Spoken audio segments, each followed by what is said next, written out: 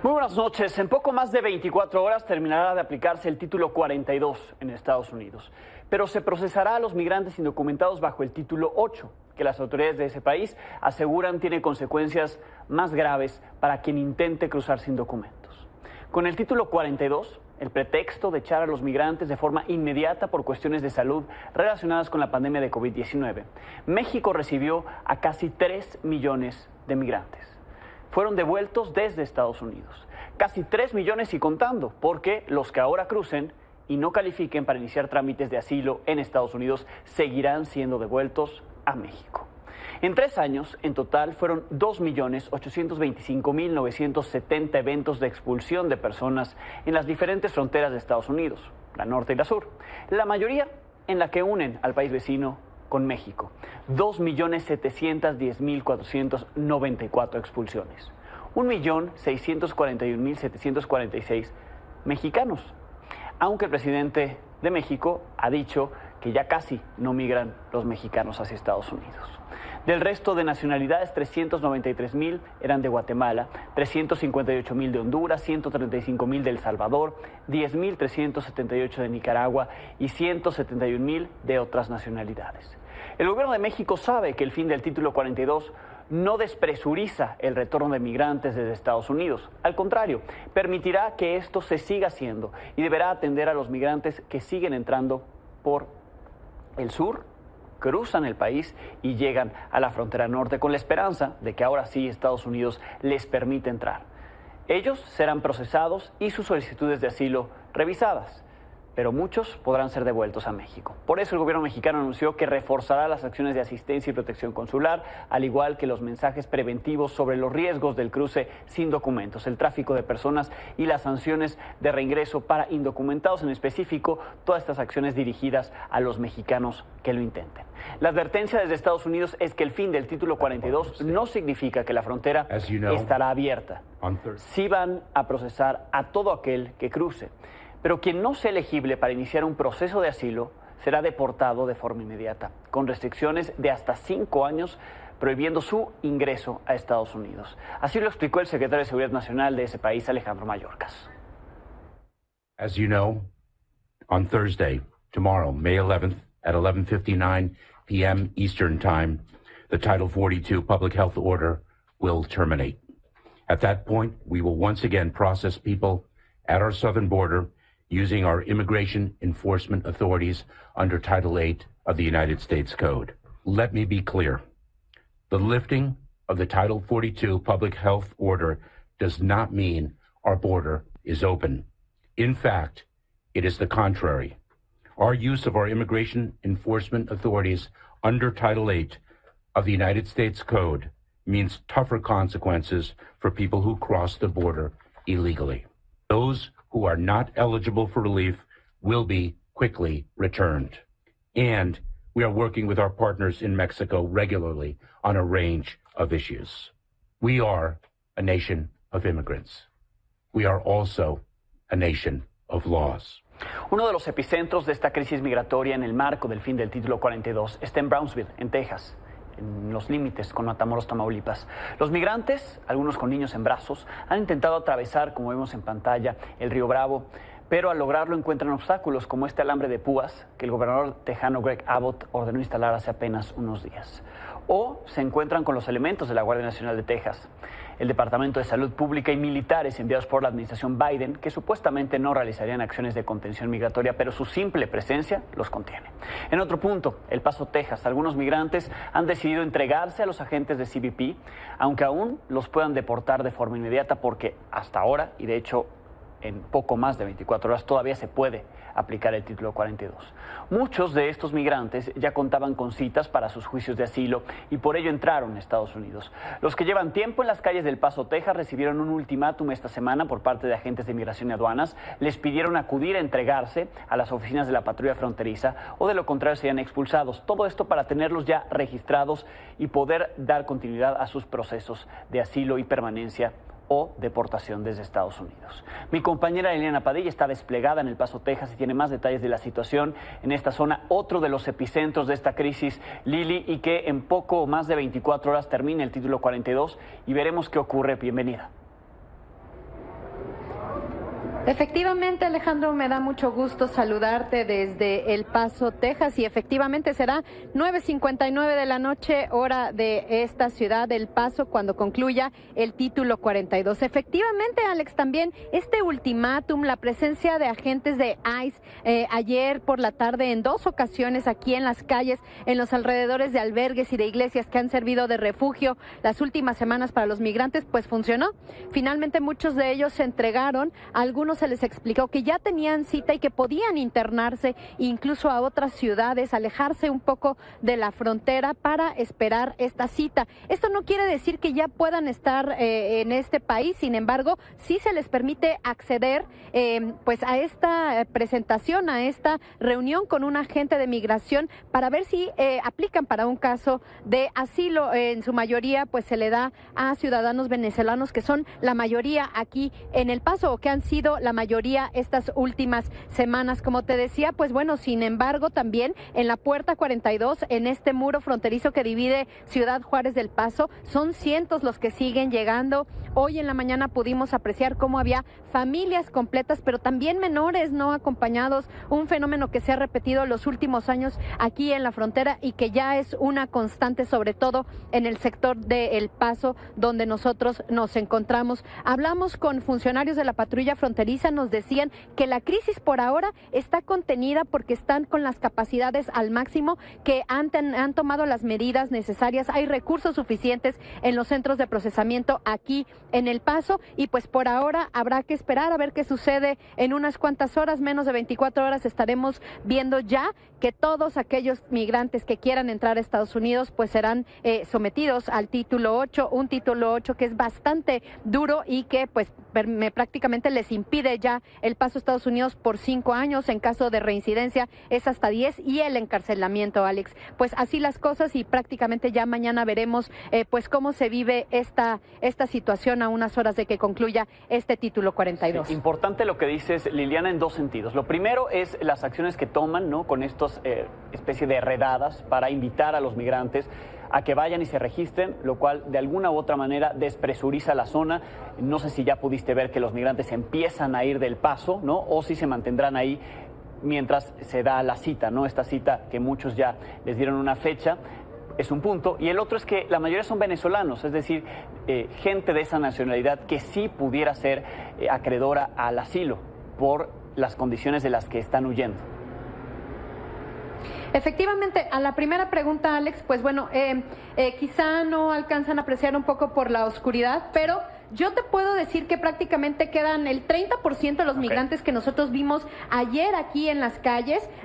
Hay unos cuantos nada más que todavía pernoctarán aquí afuera de la iglesia del Sagrado Corazón de Jesús, donde nosotros nos encontramos, y eso te habla de que efectivamente esta presencia de los agentes de ICE, pues como decían pues organizaciones defensoras de derechos humanos, intimidó a los migrantes. Muchos decidieron sí irse a entregar, explicar su caso y decir yo tengo una cita o no tengo cita, y entonces son enviados a los centros de procesamiento y pues prácticamente expulsados de territorio norteamericano. Pues en el otro caso habrá que ver qué es lo que sucede en las próximas horas, porque sigue llegando la gente. La mayoría son venezolanos, sí, pero entre ellos vienen ciudadanos incluso mexicanos. Muchos de ellos pues reconocen que vienen a buscar trabajo, y pues justamente es lo que no permiten las leyes migratorias: entrar de manera irregular, entregarse a un agente de la patrulla fronteriza, que no necesariamente el estar ya en un centro de procesamiento les garantiza su permanencia en este país, Alex. Bien, Lili, pues mañana más o menos a esta hora estaremos de nuevo en contacto contigo, ya unos minutos de que termine de aplicarse el título 42. Vemos si esto cambia las condiciones en esta zona, entre El Paso, Texas y Ciudad Juárez, Chihuahua, si hay más migrantes acumulándose intentando cruzar, o si se esperan un poco, esperando a que la aplicación del título 8 no los afecte más de lo que fue el título 42. Lili, gracias por tu cobertura y estamos en contacto. Seguimos pendientes. Buenas noches, Alex. Gracias a Liliana Padilla, ya en El Paso, Texas. Y en otro punto, entre San Luis Río Colorado, Sonora y el estado de Arizona, en Estados Unidos, el Departamento de Aduanas y Protección Fronteriza de Estados Unidos instaló carpas, baños, desplegó ya autobuses, esto para recibir y procesar a los migrantes que entren a partir de que se deje de aplicar el llamado título 42. Será mañana a las 11:59 de la noche, tiempo del este, 9:59 del centro. Casi en 24 horas, ese título 42 se termina. Con ello, el desafío que será procesar a miles y miles de migrantes que pretenden alcanzar el sueño americano a costa de lo que sea, será visto por parte de Estados Unidos. Vamos a más información del día.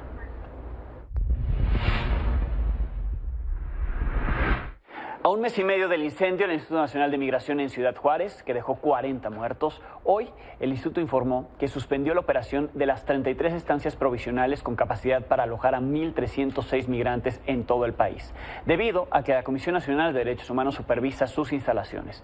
Esta suspensión se mantendrá hasta que se publique el informe de lo que se encontró en ellas.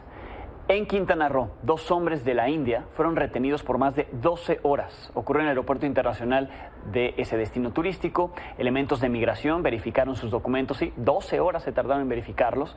Ayer un amigo de estas 2 personas publicó en Twitter que no había podido contactarlos. Detalló que sí llegaron a México, pero que no había registro de ellos en el hotel donde tenían reservación. Pidió ayuda a la Embajada de la India en México. Horas después, y tras la intervención de la Embajada de la India, pudo publicar que ellos ya estaban a salvo. Esta no es la primera vez que turistas denuncian al personal de migración en ese aeropuerto, el aeropuerto de Cancún. En otros casos se dice que también retienen a los extranjeros, los incomunican y hasta los deportan, aun cuando tienen documentos en regla, como estas 2 personas. Decían que venía un evento, tenían reservaciones en Cancún y así estuvieron 12 horas incomunicados. Es la actuación del Instituto Nacional de Migración en ese aeropuerto, el aeropuerto de Cancún. Hoy es el Día de las Madres en México. Debería ser motivo de celebración, pero para muchas es solo un día más de búsqueda de sus hijos desaparecidos. Como ocurre cada año en esta fecha, madres de desaparecidos marcharon para exigir justicia y apoyo para localizar a sus hijos.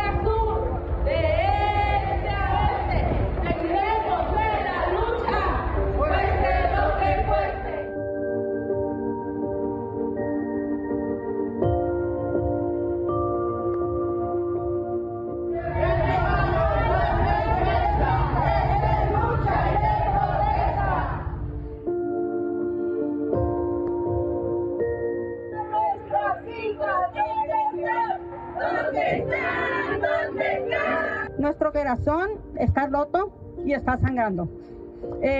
La delincuencia no tiene madre, pero nuestros hijos sí. Presente, ahora y siempre. José María Blancarte. Presente, ahora y siempre.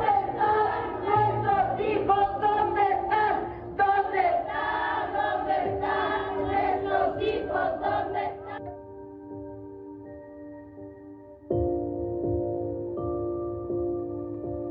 Por la injusticia, porque no nos hacen justicia, porque les decimos casi dónde están y no los buscan. En información política, los 21 gobernadores de Morena y aliados, además de la jefa de gobierno Claudia Sheinbaum, emitieron este comunicado. No es sobre el Día de las Madres, sino para sumarse a las críticas contra la Suprema Corte de Justicia de la Nación por invalidar la primera parte del llamado Plan B electoral.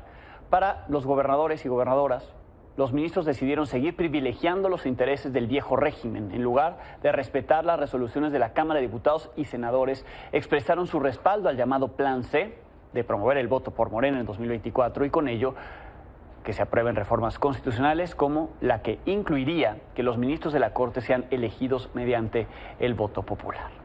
Por la mañana el presidente López Obrador volvió a arremeter contra la Suprema Corte, en particular contra la ministra presidenta, al minimizar así el premio Derechos Humanos 2023 que recibió. Acerca de este galardón que recibirá la presidenta de la Suprema Corte de Justicia de la Nación, Norma Piña, es un premio de derechos humanos por la Asociación Internacional de Mujeres Juezas. Pues mire, pues esos premios se pueden conseguir en la Plaza de Santo Domingo o también en el Time. Acuérdense de esta revista famosa internacional que decía El Economista del Año. Siempre era un secretario de Hacienda de México de la época del saqueo, de la corrupción. Los presidentes de México de aquel entonces salían en la portada. En otros temas, Emilio Lozoya Austin, el exdirector de Petróleos Mexicanos, permanecerá en el reclusorio norte luego de que un juez federal rechazó analizar si prescribieron o no los delitos de asociación delictuosa y operaciones con recursos de procedencia ilícita que le fueron imputados por el caso Odebrecht. El juez Genaro Alarcón López determinó que este no es el momento procesal oportuno para solicitar eso. Los abogados de Lozoya argumentaron que la prescripción operaba porque la denuncia de este caso debió ser presentada por la Procuraduría Fiscal de la Federación y ya pasó más del tiempo necesario para ello. Anoche un tribunal federal ordenó liberar a Héctor El Güero Palma. Tras absolverlo del delito de delincuencia organizada, parecía que esta vez iba a ser liberado de inmediato, es decir, la noche o la madrugada. La Fiscalía General de la República libró una nueva orden de aprehensión en su contra y por lo tanto se mantiene detenido en el penal de máxima seguridad del Altiplano. En el 2021 el Güero Palma fue liberado, pero antes de salir del Altiplano lo reprendieron otra orden de aprehensión. Lleva ya 28 años preso entre cárceles mexicanas y de Estados Unidos, desde donde fue extraditado en el año 2017. Ángel Hernández nos cuenta cómo fue que de manera sorpresiva se extraditó al Güero Palma desde México a Estados Unidos y lo que pasó en ese periodo que estuvo detenido por allá. Hace más de 16 años, Héctor Luis El Güero Palma llegó de sorpresa a Estados Unidos. Era 19 de enero de 2007 y la PGR, en un evento sin precedentes, extraditó a Estados Unidos a 10 personajes de alto perfil criminal. Entre ellos, El Güero Palma, líder del Cártel del Pacífico, Osiel Cárdenas Guillén, líder del Cártel del Golfo, y los hermanos Gilberto e Ismael Higuera Guerrero, del Cártel de los Arellano Félix. Una semana antes, el fiscal general estadounidense Alberto González vino a México para solicitar que pisara el acelerador en la cooperación bilateral contra el narcotráfico. El gobierno respondió. ¿Originario de dónde? De la Torre de Abajo, ¿De dónde se encontraba usted? ¿Dónde se encontraba usted? Puente Grande. ¿Por qué delito? De salud. El 4 de abril, fiscales estadounidenses solicitaron que el caso fuera designado como complejo para ampliar los periodos de los procedimientos preparatorios del juicio. Tenían más de 37,000 páginas de evidencia. Además, los testigos debían ser ubicados para ser llamados a declarar. Algunos estaban bajo custodia de las autoridades, otros habían regresado a México y unos más cumplían condenas. Asimismo, debían recuperar evidencia de aseguramientos de droga, enfrentado por testimonios de exoperadores de los cárteles de Sinaloa y Guadalajara, como el del expiloto Miguel Ángel Martínez Martínez, que vinculaba a Palma Salazar con cerca de 160 vuelos cargados de toneladas de cocaína. El 11 de febrero de 2008, el Güero Palma llegó a un acuerdo de culpabilidad por tráfico de cocaína, delito del que lo acusaron en 1995, año en que fue capturado en Zapopan, Jalisco. Después le impusieron 16 años de cárcel y en junio de 2016, al concluir su condena, fue repatriado a México, donde fue arrestado de inmediato, acusado de delincuencia organizada y el homicidio de 2 personas a mediados de los años 90. Para Milenio Noticias, Ángel Hernández.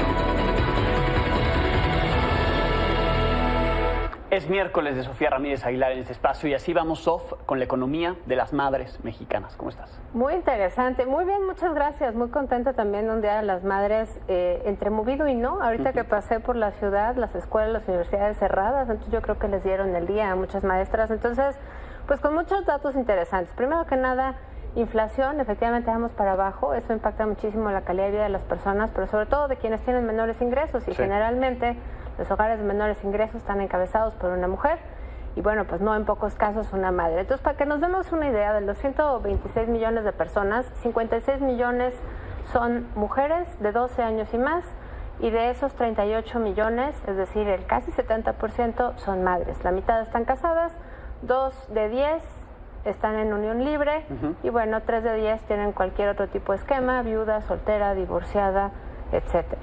Ahora, la menor participación de las mujeres en el mercado laboral no es distinta para las madres.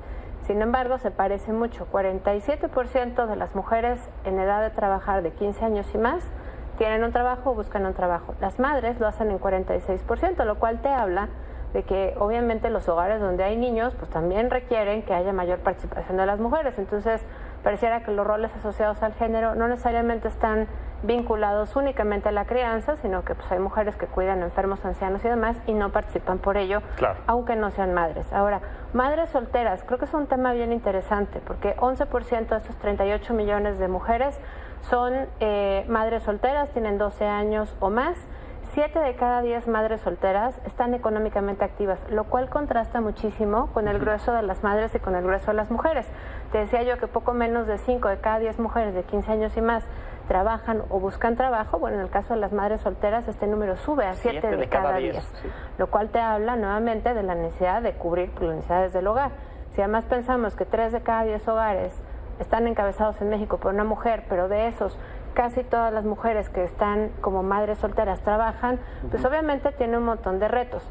Reto número 1, continuar con la educación. Hay estudios del Centro de Estudios Espinosa Iglesias que lo que nos dicen es la movilidad social de las personas está muy vinculada a no entrar demasiado temprano a trabajar o a buscar un trabajo, porque eso implica que tienes más años para formar capital humano. Entonces, una mujer que se embaraza en los años tempranos de educación, es muy probable que interrumpa su formación y su capital humano. Para conseguir un trabajo, ¿no? Y poder mantener a su familia. Es correcto, entonces ahí tenemos un tema. Entonces, la mayor educación es uno de los grandes retos, sin embargo, en los números agregados, digamos, las madres solteras no solo son jóvenes, también hay madres solteras mayores, resulta que tienen mayor educación en promedio que las madres casadas. Pareciera que entonces ser madre en unión o no unión, a veces pareciera la unión ser un impedimento para continuar con los estudios porque siempre tienes, digamos, un par con quien recargarte. Sin embargo, pues obviamente si tú ves a las mujeres que no son madres, pues sí alcanzan un nivel más alto educativo, sobre todo en educación media y media superior, que son, digamos, el siguiente escalón para la movilidad social. Ahora, hay en este momento de la historia de México la menor natalidad registrada por mujer en edad fértil, de 12 años y más, digamos que se consideran mujeres fértiles. En el año 2000 había 2.6 niños nacidos vivos por cada mujer en edad fértil. Hoy día es de 2.1, exactamente es la tasa de reemplazo generacional. No es exactamente 2 porque pues hay cierta mortalidad de los niños cuando nacen, pero pues me parece que es un tema interesante porque también nunca antes como hoy habíamos tenido una escolaridad tan alta de las mujeres. Entonces, cuando escuchamos que no importa cuánta educación le des a las mujeres, de todas maneras se embarazan, yo creo que ahí hay un tema de decisión propia de hacia dónde quieres que se mueva tu vida. Y bueno, pues finalmente el embarazo adolescente, 13% de los nacimientos anuales son de adolescentes entre 11 y 19, muchos de ellos producto de violencia, pues porque obviamente no habrá ninguna niña que se embarace, digamos, claro, de manera voluntaria. Y obviamente el ser madre te asigna una serie de roles, incluyendo el uso del tiempo, que son los que acaban pues determinando que una mujer ingrese a un mercado laboral informal, digamos, acceda a un empleo de mala calidad sin muchas prestaciones. Y bueno, pues eso hace que en el tiempo no haya mayor riqueza en esos hogares. En ese sentido, al cierre del año pasado había todavía un incremento, una tendencia incremental a que hubiera más mujeres en informalidad laboral y sin embargo cerramos el mes de abril con datos del IMSS donde nos dice que a pesar de que se crearon bien poquitos empleos en el mes de abril, digamos, de registro ante el IMSS, casi todos fueron para mujeres. Y aunque son insuficientes, porque todavía nos están faltando otros 12,000 para llegar al mínimo que necesitamos, pues sigue siendo una buena noticia que esa brecha de empleo formal se vaya cerrando en el tiempo. Claro, porque también el empleo formal favorece, ¿no?, a estas mujeres que son madres y con ellos sus hogares. Claro, porque tienes acceso a guardería, a seguro, a seguridad social, a vacunas. Vaya, las vacunas tendrían que dártelas en cualquier lado, pero todos sabemos que no hay necesariamente vacunas para todos en todos lados. Entonces, creo que es importante pensar no solamente en el ingreso a las familias hoy, sino el ingreso de esas familias a lo largo de toda la vida, porque incluye pues acceso a ahorro para el retiro y este tipo de prestaciones. Bien, pues así el panorama y la economía que actualmente se vive en México, que viven las mujeres y en particular quienes son madres. Correcto. Gracias, Sofía. Gracias a ti, Alejandro. Gracias, Sofía Ramírez Aguilar. Pausa, volvemos. 7 años le tomó a Donald Trump regresar a CNN. Y hoy regresó, ¿para qué? Para hacer campaña, porque le pusieron ahí a un público que lo apoya para hacerle preguntas a su favor. Pero estaba ahí Caitlin Collins, que por cierto cubrió la Casa Blanca en la época de Donald Trump. Actualmente conduce el programa matutino de noticias en CNN y fue la única que interrumpió a Trump, que lo cuestionó y que dejó ver quién es Donald Trump. Aquí lo que... Una vez que terminó eso en CNN, el Washington Post y ABC News dieron a conocer una encuesta midiendo la aprobación de Donald Trump y de Joe Biden rumbo a la elección presidencial del 2024. Si ellos fueron los candidatos, porque todavía la candidatura republicana está en veremos. Joe Biden dijo que va a competir, entonces nadie en el Partido Demócrata le va a competir al presidente, irá por la reelección. Y Donald Trump, si lo dejan pasar en el Partido Republicano, será el candidato de ese partido, candidato rival de Biden. Y ahí está la encuesta que da a conocer Washington Post, ABC News: 39% Joe Biden, 45% Donald Trump. Si hoy fuera la elección presidencial en Estados Unidos, Donald Trump ganaría según esta encuesta. En más información del mundo, el ejército ucraniano confirmó que varias brigadas pertenecientes al grupo paramilitar ruso Wagner salieron de Bakhmut tras un asalto que dejó 500 muertos y una región completamente devastada. Los Wagner están en la mira de países como Francia y Reino Unido. Buscan declararlos como organización terrorista. Llegaron desde agosto del año pasado a esta ciudad, a Bakhmut. Han intentado tomarla. Durante ese tiempo invirtieron cuantiosos recursos que ya los dejaron sin municiones y con importantes bajas. La semana pasada su líder dijo que se irían de ahí si no les entregaban municiones, si Rusia no le mandaba municiones. El domingo el ejército ruso les prometió suministrarlos, pero solo les entregó 10% de lo que habían pedido. Retomaron la amenaza de irse de ahí ayer, mientras el presidente ruso Vladimir Putin presidía el desfile militar en Moscú para celebrar el Día de la Victoria. Ellos empezaron a irse. El líder de los Wagner dijo que seguirán luchando en Bakhmut, pues de no hacerlo serían acusados de traición, pero criticó a las otras brigadas, a las que ya abandonaron los puntos que estaban protegiendo tras ser derrotadas por el ejército de Ucrania. Я сообщаю официально министру обороны НГШ, верховному главнокомандующему, нести без боеприпасов потери в Бахмуте, бесполезные и неоправданные, мои парни не будут. Поэтому с 10 мая 23 года мы выходим из населенного пункта Бахмут. Нам осталось взять 2 с небольшим километра из 45. Вот это вот парни ЧВК «Вагнер», которые погибли сегодня. Еще кровь свежая. А теперь слушайте меня, сука, блядь. Это чьи-то, блядь, отцы и чьи-то сыновья. И те, которые не дают нам боеприпасы, сука, будут в аду жрать их потроха, блядь. Шойгу! Герасимов! Где, блядь, боеприпасы? Вчера пришло боевое распоряжение, в котором было четко сказано: первое, важное, это в случае ухода с позиций будет признано как измена Родины. Это к нам обращение. Если не будет боеприпасов, то мы уйдем с позиций и зададим вопрос все-таки, кто Родине изменяет. Видимо, тот, кто подписывал. Ahí está el líder de este grupo paramilitar ruso, el grupo de los Wagner, haciendo esta advertencia a Rusia, que le mandan municiones o se van. Y le reitero, muchas brigadas de ese grupo paramilitar ya abandonaron esa región de Bakhmut.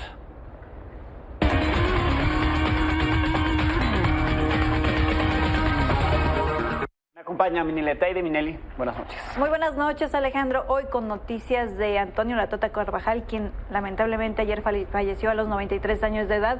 La Tota, sabemos, Alex, fue un jugador emblemático, ¿no? Sobre todo de selección mexicana y obviamente el primero en conquistar o jugar, en este caso, 5 mundiales de 1950 a 1966.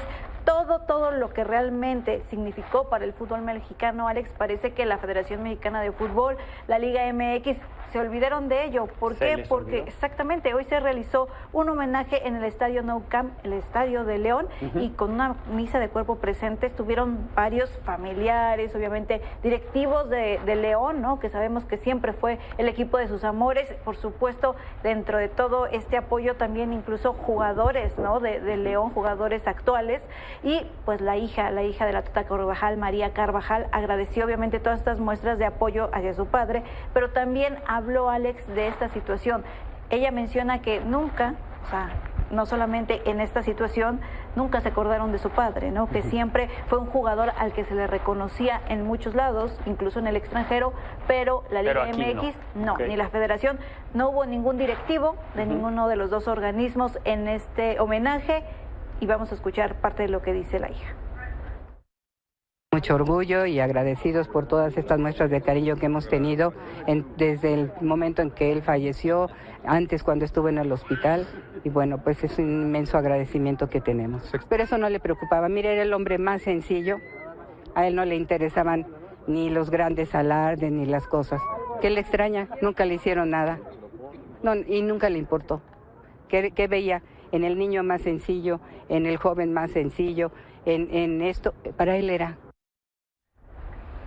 Ahí está, obviamente triste esta situación, ¿no? Porque sabemos, como te decía, lo que significó para el fútbol mexicano, pero Alex, también tenemos noticias de los cuartos de final, la ida justamente de Clausura 2023, porque, bueno, primero Santos y Rayados, sabemos que la productora no está muy contenta porque empataron sin goles, fue un duelo realmente, pues, con pocas oportunidades para los dos equipos. Por ahí de Monterrey, Berterame tuvo algunas opciones, Matías Doria, veíamos, también tuvo una oportunidad, pero ninguno logró concretar. Dejarán todo para el partido de vuelta, que será justamente en el Gigante de Acero este fin de semana.